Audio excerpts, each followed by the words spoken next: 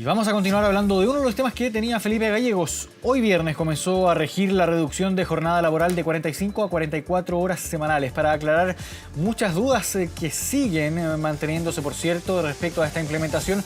Estamos ya en contacto con Tarik Lama, académico del Departamento de Enseñanza de la Clínica del Derecho de la Facultad de Derecho de la Universidad de Chile. Tarik, muchas gracias por acompañarnos aquí en Canal 24 Horas. ¿Cómo estás? Hola Marco, ¿qué tal? Muy buenas tardes, un gusto.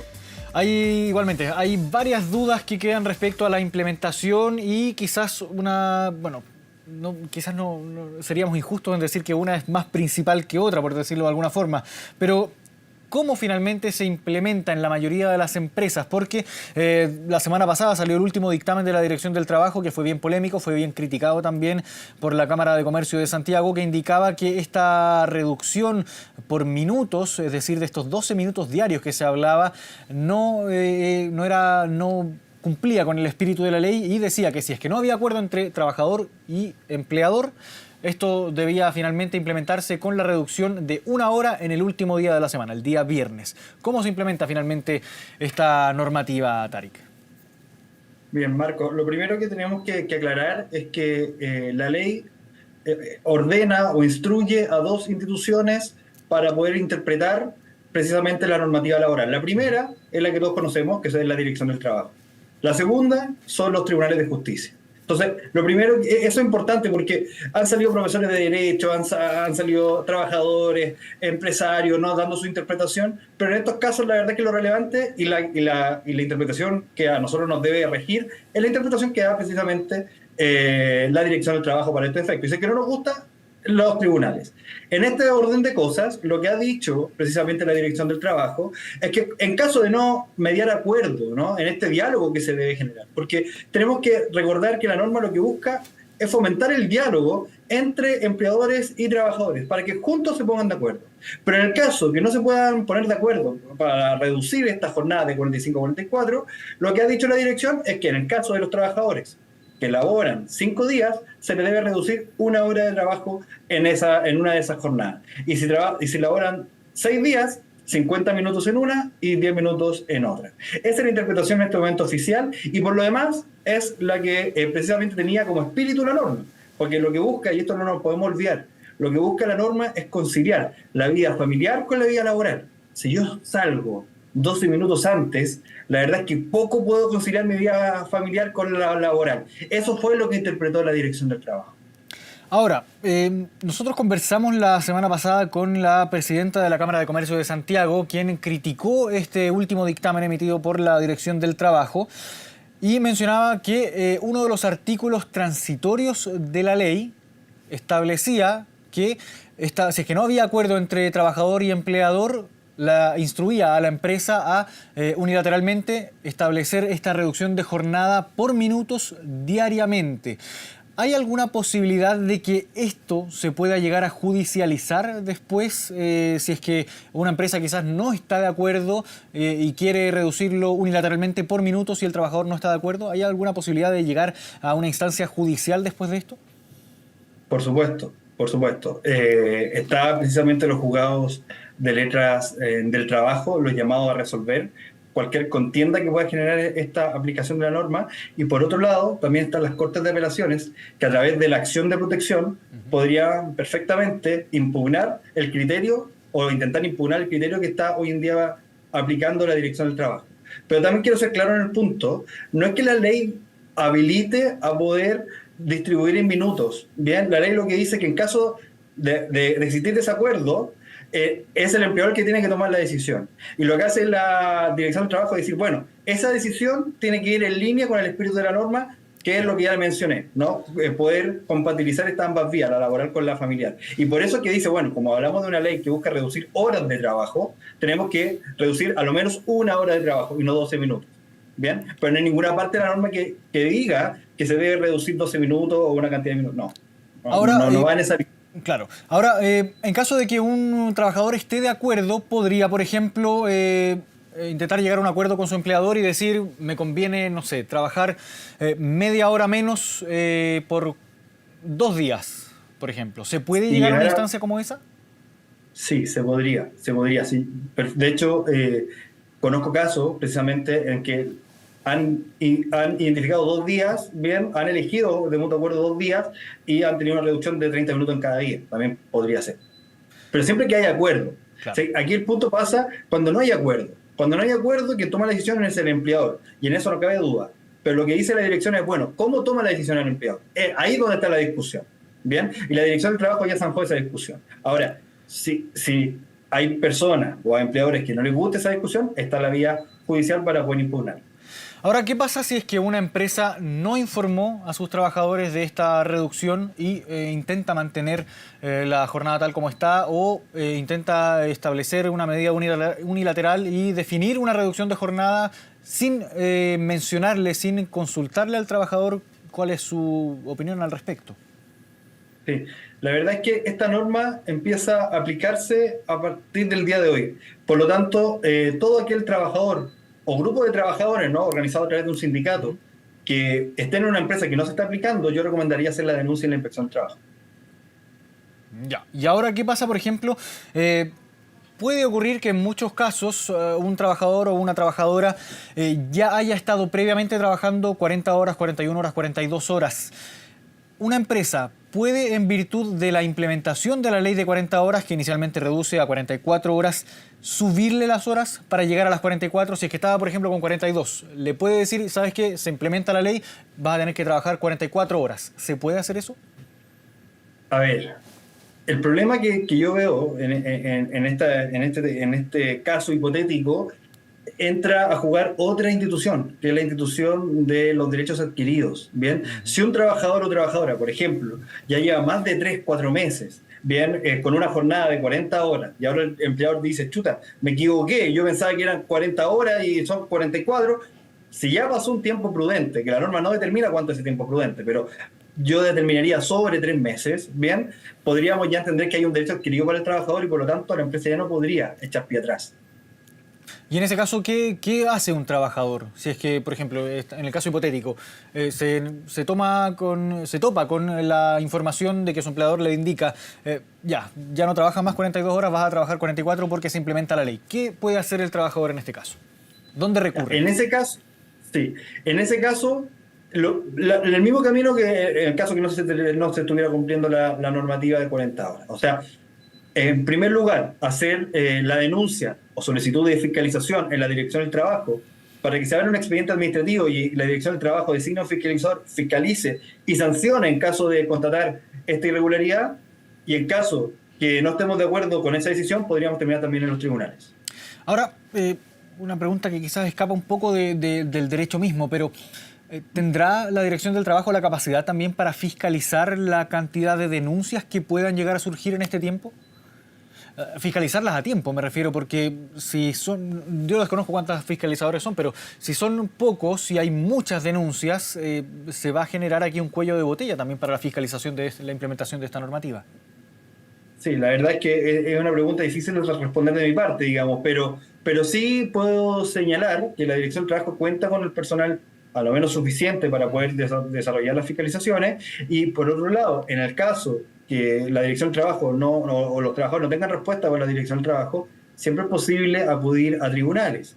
Y por otro lado, que es un punto que pocas veces se trata, pasa por la labor de los sindicatos. Bien, los sindicatos están llamados a velar y garantizar precisamente que se cumpla la norma. Entonces, yo vería también como una tercera vía de fiscalización lo que los sindicatos pueden hacer. Bien, los sindicatos son los primeros que pueden denunciar precisamente frente al empleador alguna irregularidad, y tienen precisamente la estructura para poder hacerlo. Entonces, al margen de la Dirección del Trabajo y los tribunales, que son evidentemente relevantes para poder resolver estas cosas, también mi llamado pasa a acudir al sindicato, a las organizaciones sindicales, para poder fiscalizar el cumplimiento de la norma. Ahora, pensando también en cómo se implementa y cómo se hace efectiva el cumplimiento de esta normativa, ¿es necesario que una empresa le diga al trabajador que tiene que firmar, por ejemplo, un anexo de contrato, o por el solo hecho de que entra en vigencia ya esto es automático? A ver, entra en vigencia y por lo tanto ya debería estar aplicado. Ahora, mi recomendación en todo lo que tenga que ver con lo laboral es que siempre se deje constancia por escrita, ¿no? Precisamente por lo que hablé antes, ¿no? Porque podría existir alguna cláusula tácita o podría haber un problema de interpretación, y evidentemente esto debe escriturarse para evitar cualquier conflicto futuro, bien tanto para el empleador como para el trabajador. En este caso, debiera existir en cada contrato de trabajo que se va a reducir su jornada, un anexo en donde conste si es que hubo acuerdo o no hubo acuerdo, o cuál fue la decisión del empleador conforme a la normativa y los lineamientos de la Dirección del Trabajo. ¿Y un empleador puede forzar a la firma de un anexo de contrato? No, pero si es que el trabajador no quiere firmar, el empleador tiene la facultad para poder remitirlo antecedentes a la Dirección del Trabajo y dejar constancia de aquello. ¿Y qué puede pasar en ese caso? No es que vayan a sancionar al trabajador, pero sí al menos queda constancia de que el empleador puso a disposición del trabajador el anexo o el contrato, cualquiera sea la figura, y que ya no es problema o responsabilidad del empleador si es que un trabajador no quiso firmar. O sea, ahora, ¿qué pasa? El empleador tiene que siempre tratar de acreditar su diligencia, ¿no? Hay una serie de obligaciones que tiene el empleador. Ahora, si el trabajador libremente decide no firmar, ya no es responsabilidad del empleador, no jamás se le va a poder obligar, ¿no?, a firmar algo a un trabajador. Ahora, ¿qué pasa también con las pymes? En las pymes también entra en vigencia esta ley. Sin embargo, se genera aquí una diferencia porque para las pymes, al menos en esta primera etapa, no están contempladas sanciones, sino más bien una rectificación por parte de la Dirección del Trabajo para orientar la implementación, al menos de esta primera parte de la ley de 40 horas. ¿Qué ocurre entonces en este caso con las pymes? ¿Tienen alguna otra carta blanca, quizás por llamarlo de alguna forma, alguna facilidad, considerando que evidentemente tienen mayores dificultades que una empresa de mayor tamaño? Claro, a ver, efectivamente en las pymes no hay una reglamentación especial para estos efectos. Sí hay un plan administrativo y que va precisamente de la mano de la Dirección del Trabajo, que busca tanto capacitar, guiar, apoyar a la pyme en la implementación de esta nueva normativa, ¿no? Pero no es que exista una normativa especial diferente a la regla general. Hay políticas públicas, bien, y ciertas facilidades que la Dirección del Trabajo y la entidad administrativa van a aplicar en este caso para que esta transición sea lo menos lesivo posible. Claro, ahora, Tarik, ¿qué pasa también con el artículo 22? Que es sabido, se utilizaba en muchos casos, uno puede interpretar, quizás en algún caso estaba justificado, en otro no, pero ¿qué pasa en definitiva con el artículo 22, que es la exclusión de la limitación de jornada? Claro, teníamos hasta ahora, lo primero que es bueno aclarar, ¿no? El artículo 22 regula a aquellos trabajadores que tienen una jornada ordinaria fija y aquellos que están exceptuados de esta jornada ordinaria. Por lo tanto, lo primero que tenemos que, como para aprender, digamos, es que el artículo 22 regula los dos tipos de jornada. Entonces, lo que nosotros nos estamos refiriendo como artículo 22 es, en verdad, el inciso segundo del artículo 22, que es el que regula a aquellos trabajadores, bien, que no tienen esta obligación de cumplir una jornada ordinaria que tiene una hora de ingreso y una hora de salida, ¿verdad? O sea, que están exceptuados de ese tipo de límite, ¿ya? Respecto de estos trabajadores del inciso segundo, lo que decía la norma antes era bastante abierto, ¿no? Se podía interpretarse que muchos trabajadores, bien, formaran parte de ese grupo, incluyendo, por ejemplo, los que teletrabajaban, ¿ya? Hoy en día la norma da un vuelco al respecto. Lo que busca es acotar al máximo a aquellos trabajadores que se rijan por este inciso segundo del artículo 22. Y por lo tanto solo permite a aquellos trabajadores que sean gerentes de empresas, ¿no? que realicen cargos gerenciales o que no tengan una supervisión directa de su empleador. Tampoco dice quiénes son esas personas, ¿no? O quiénes son esos trabajadores, porque se va a tener que analizar el caso a caso. Pero ya no es tan amplio como antes y se impone, por ejemplo, a los que ejercen teletrabajo en un registro electrónico de asistencia, bien, algo que hasta ahora no estaba regulado. Claro, y en ese caso, ¿cómo operaría también esta reducción de jornada? ¿Cómo quizás las empresas son las que tienen que implementar aquí un sistema de control, pero cómo en la práctica, cómo se ejecuta la reducción de jornada también para quienes están con una modalidad de trabajo a distancia? A ver, hay sistemas electrónicos, bien, hay software electrónicos que permiten poder marcar el inicio de la jornada, marcar el término de la jornada, marcar los descansos. Hoy en día la tecnología nos permite hacer eso. Bien, me ha tocado ver empresas que ya están implementando ya desde hace incluso mucho antes, como plan piloto, ese tipo de registro. Por lo tanto, es posible hacerlo, ¿no? Los que teletrabajan pueden perfectamente marcar. No es necesario marcar con una huella digital, por ejemplo, como estamos acostumbrados dentro de la empresa. Hay sistemas, hay claves, hay usuarios que se pueden usar y que perfectamente pueden cumplir la misma función. Ahora, ¿se podría eventualmente implementar ya una modalidad de 4x3, considerando la implementación a partir de hoy? Sí y no. ¿Ya? ¿En qué Sí, casos se podría y en qué solamente, casos no? claro, sí solamente si la empresa reduce a 40 horas la jornada, porque recordemos que el Código del Trabajo, la normativa laboral, es una normativa de pisos. ¿Bien? Ujú. ¿Qué quiere decir eso? Nosotros estamos en este momento regulando el piso de 44 horas, pero si una empresa quisiera dejar una jornada de 42 o de 40 horas en este momento, no hay nada que la vaya a impedir. O incluso, si quisiera dejar una jornada de 35 horas, nadie se lo va a impedir, digamos, porque el piso son 44 en este momento.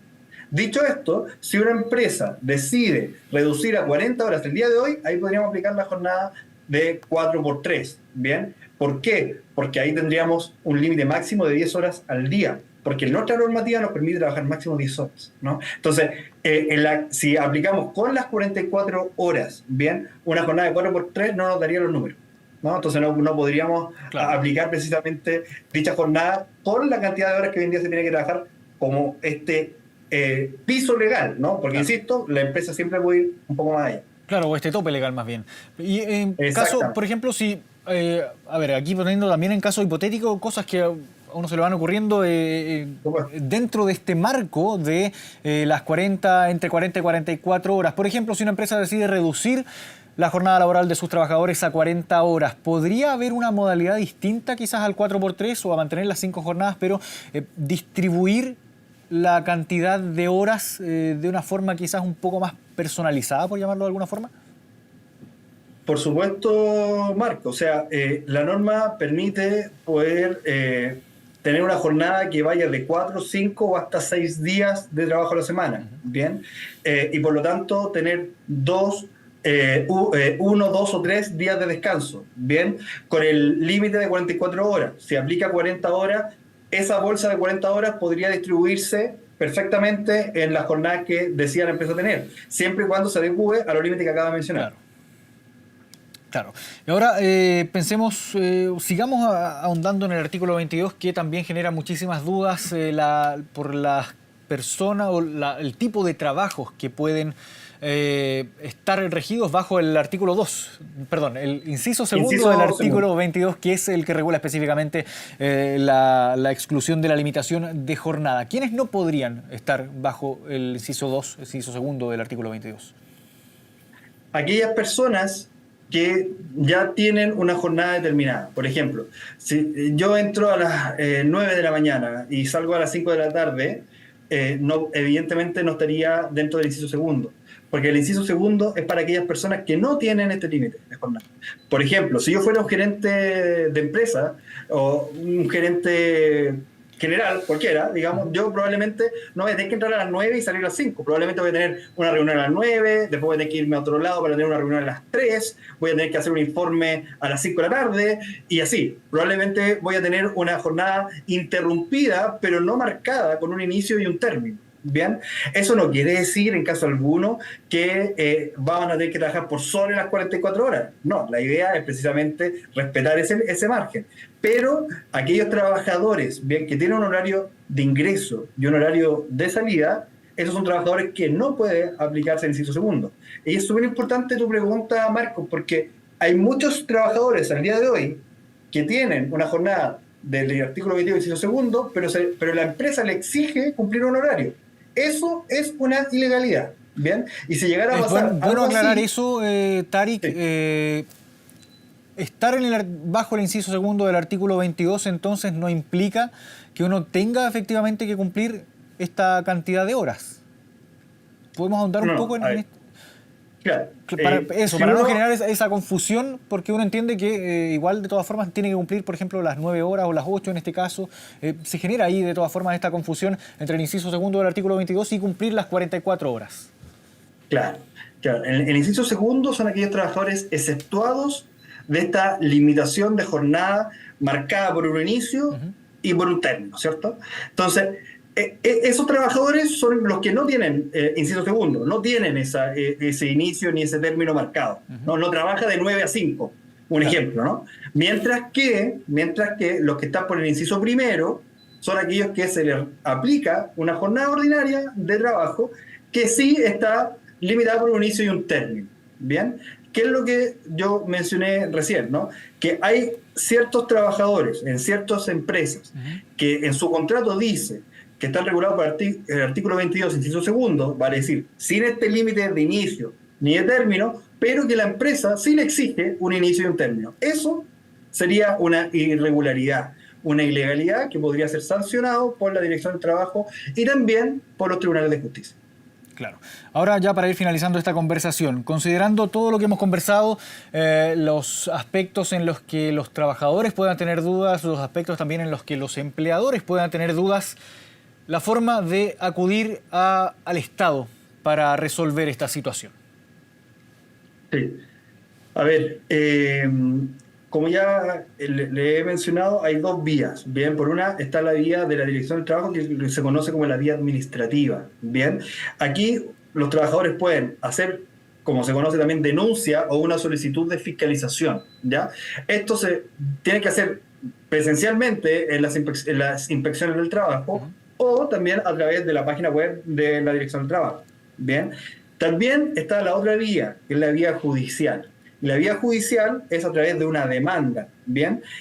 A través de una demanda que se presenta a través de la oficina judicial virtual, también a través de una página web. Lo que sí, si se hace a través de la vía judicial, es necesario el patrocinio de un abogado, ¿bien? Mientras que ante la Dirección del Trabajo no es necesario eso, ¿bien? Puede ir el trabajador a hacer la denuncia, a hacer la solicitud de fiscalización o también los mismos sindicatos.